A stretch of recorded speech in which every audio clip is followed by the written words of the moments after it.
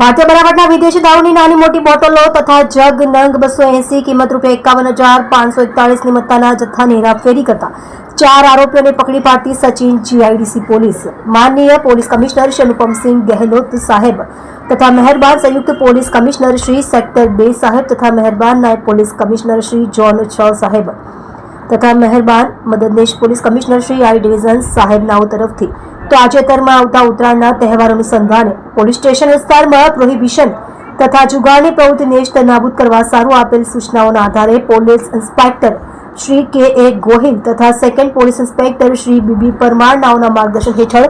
તેમજ સર્વેલન્સ સ્ટાફના police sub inspector Shri VV Patel નાઓના નેતૃત્વ હેઠળ સર્વેલન્સ સ્ટાફના હેડ કોન્સ્ટેબલ દીપક કુમાર હરિસંગ તથા હેડ કોન્સ્ટેબલ ભગવાન પ્રકાશ રાવ તેમજ પોલીસ કોન્સ્ટેબલ મિહિર કુમાર મનુભાઈ નાઓએ ચોક્કસ બાતમી હકીકતના આધારે સચિન જીઆઈડીસી કંસાડ ગામ ઓવરબ્રિજ નીચે જાહેર રોડ પરથી 4 આરોપીઓને વગર પાસ પરમિટની ભારતીય બનાવટની વિદેશી દારૂની નાની મોટી બોટલો તથા જગ નંગ 280 કિંમત ₹51,541 ની મત્તાના જથ્થા સાથે